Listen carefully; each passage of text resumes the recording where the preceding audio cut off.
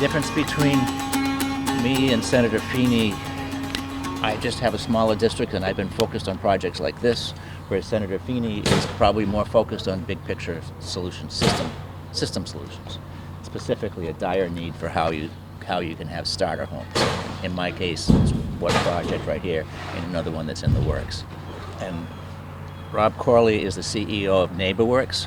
What NeighborWorks does is they're the partner. They're in charge of this whole project, both building it and managing it once it's up. You have how many projects in southeastern Massachusetts so far? You've been doing it for like 25 years. Yeah, we have over 1,000 units Wow. throughout the area.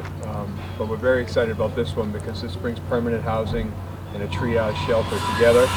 So it's permanent supportive housing for folks coming out of shelter, coming directly out of shelter, and then a triage emergency shelter on the ground floor, which is desperately needed here in the community. Right. So we're very happy to see this one get built.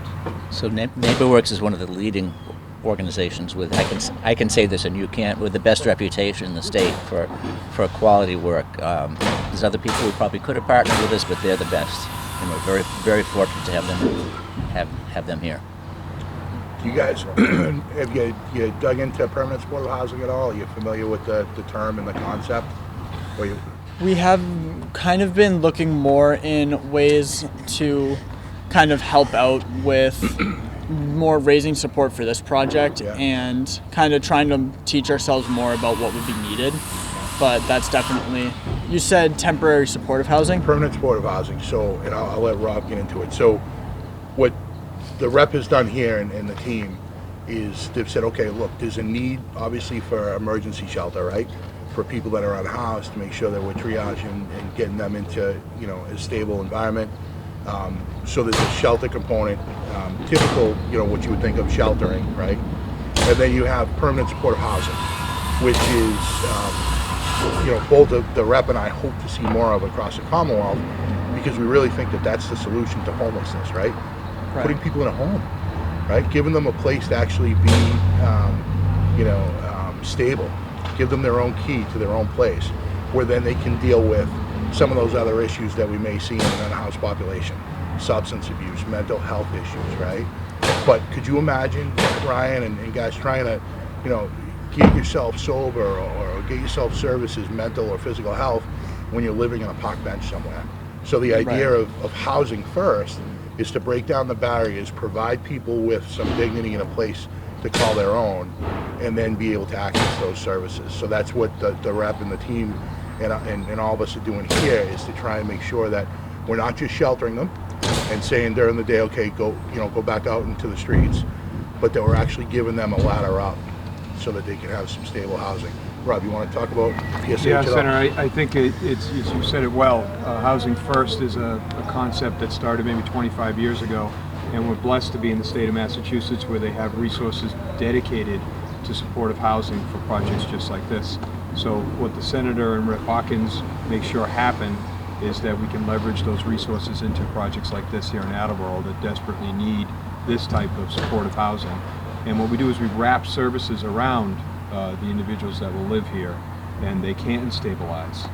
And that's why it's housing first, because as the Senator said, it's just so difficult to sort of put your life back together when you don't even have a place to lay your head at night that's safe, where you can put your toothbrush every day, and every day you wake up it's actually there. You don't have to pack everything up and be living out of a bag. So once you have permanent supportive housing, we have great partners here with Catholic Social Services that will provide a lot of the case management and services around the individuals that are going to be here. And we make sure the building is here and the physical management of the building. So it's this partnership both at the local level, the state level, even the federal level that supports projects like this, so that we can help people rebuild their lives and get back into society. And a lot of them rebuild their families.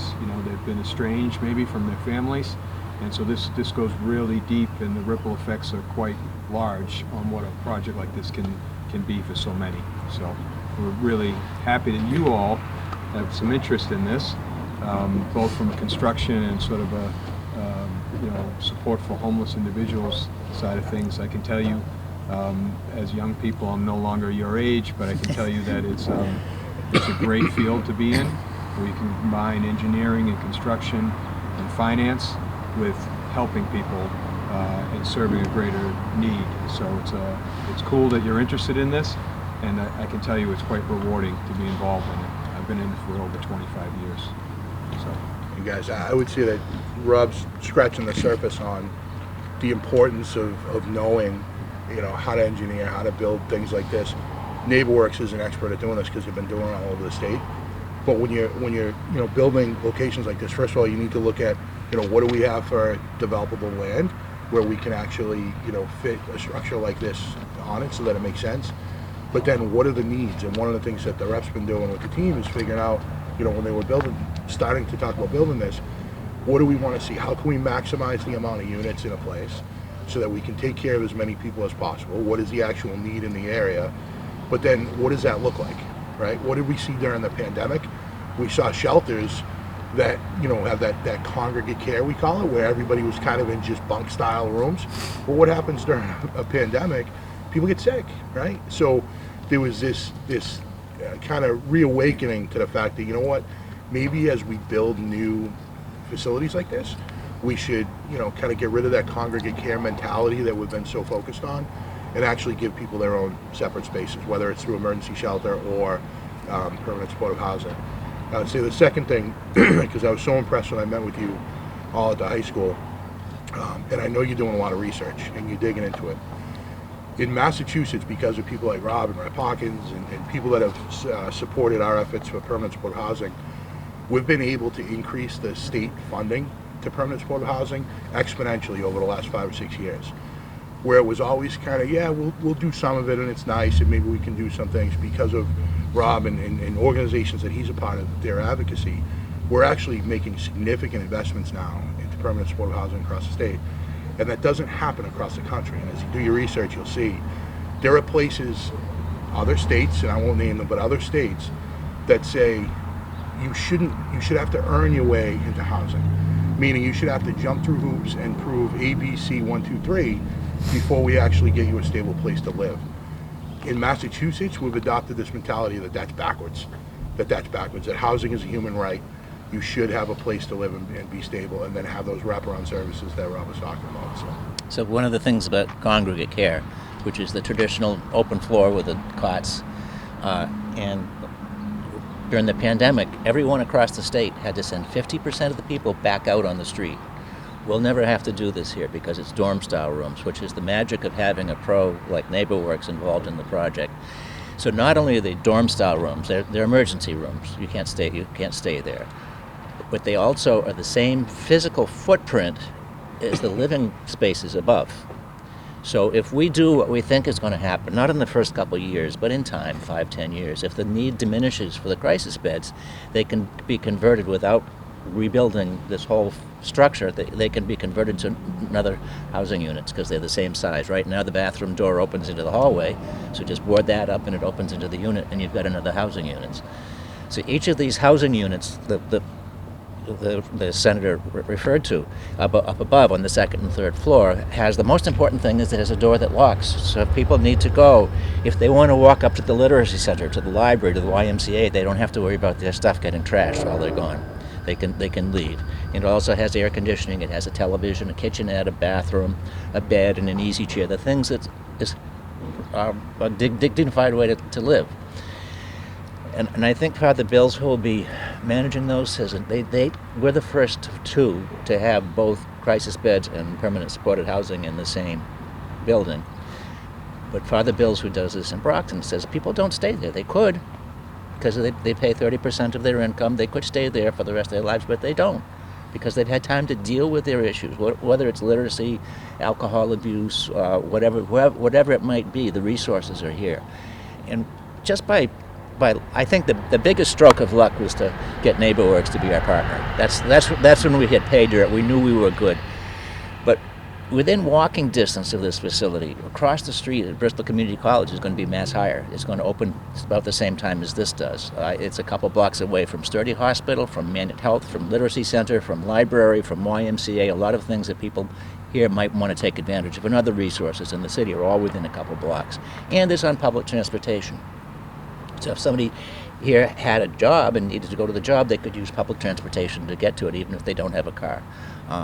This is one of those projects that just came together like the best of everything. Don't know how we pulled this off, because we didn't have a checking account when we started, but it's here, and we're very proud of it. You guys have any questions or want to tell us about what you're thinking about of the work that you're doing?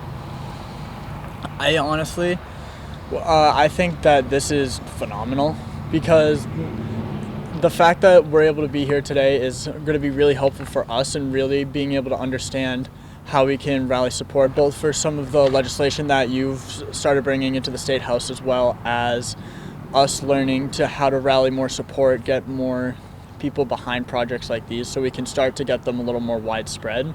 So maybe, like, if more people are able to be like, okay, so there's more people being able to be taken off the street, be able to get the mental health help they need, be able to learn how to be better with money, or how to help with their drug problems, or any other issues that might cause homelessness, even if it's someone who's on a fixed income. Like, one thing you'll always hear my father say is the fastest growing population of homeless people in this city is seniors, and that's because they're on a fixed income. So having a place that they can go if they need to is going to be something that a lot of people... So you would bring that up. NeighborWorks and us are working on a project right now that would provide housing for low-income and middle-income seniors, because it isn't always the poorest. Rents have gone so wacky here in Attleboro. I understand that there's people in their late 70s who worked their whole lives, did all the right things, and they're living in their cars. So we're working on that now, and now that I'm already locked into a good partnership here with the Senator and with NeighborWorks, I think we'll be able to do that fairly quickly. They've already built a couple of these, so we don't have to reinvent the wheel. Your father seems like a very smart man. Is he available to be a board member maybe at NeighborWorks? He's right on about that. Fixed income is a real challenge with rents rising and income's not. It's very difficult for seniors in particular in the state right now to find places that are affordable to live. And there used to be what we would call naturally occurring affordable housing in this state in certain communities, and that really doesn't exist anymore. So it's really challenging. So having affordable housing generally, not even supportive housing, just affordable housing for seniors is critical, so they don't slip down into homelessness because they don't have a place to go. Do you guys have any other questions? I don't know. It's just really great to see the building, see that actual progress is being made, instead of just like papers and numbers, like actually like something in the ground. Yeah, this is my favorite part too, is to actually see the building being built. You know, we had to actually touch it to make sure it was real when the first wall went up. And you know, one of the things that we're seeing in communities across Massachusetts that, you know, quite frankly, the reason why I'm so excited that you guys are actually looking into this and talking about it, and you know, figuring out how to try and rally support, is because we know of, you know, what they call NIMBY, right? You've heard of Not in My Backyard, where some communities say, look, yeah, I support you, but please don't put a facility in my neighborhood, or don't put it in this community, or don't. Here in Attleboro, we really haven't seen that, right? There's been kind of widespread support for the project, but that comes by way of kind of grassroots organizing behind it and letting people know what it is and what it isn't, right? And the reason why we're trying to do it. I always, you know, tell people that there's an author who he has a book and he does these TED Talks on Start With Why. When you start with your why and you say, this is why we need to do this is the problem that we're trying to address, generally they're accepting of the solution. But you all are the ambassadors to that, right? As we start to, you know, kind of move on and move up in age, there has to be people there that actually care about this and that prioritize this and know the reason why and aren't afraid to go out and actually talk about it, to talk to people in the city, to talk to your peers and people in the community and say, hey, no, that's a great thing, and this is why. This is what we're trying to solve for. That's a key component to it. It's not just building and finding funding. It's actually gaining, you know, trying to get support for projects like this.